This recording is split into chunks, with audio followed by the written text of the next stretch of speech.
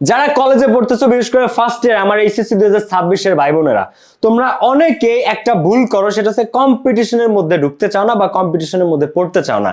তুমি জানো কম্পিটিশন এমন একটা জিনিস, এটার মধ্যে যদি তুমি এন্টার করো, তুমি বাই ডিফল্ট তোমার পড়াশোনা একদম অটোমেটিক লাইনে চলে আসে।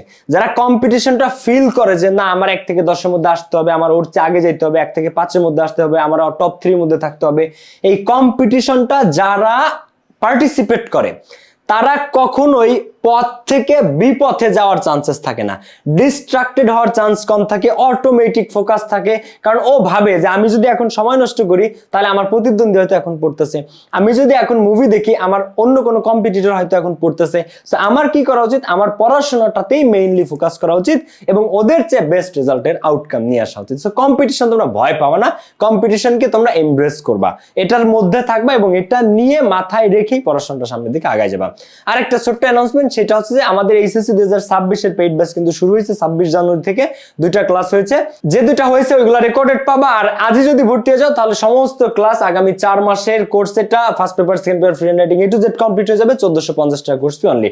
এই 2টা নম্বরে কল করে বা আমাদের ওয়েবসাইটে গিয়ে আজই ভর্তি হতে পারো। Take care, bye by.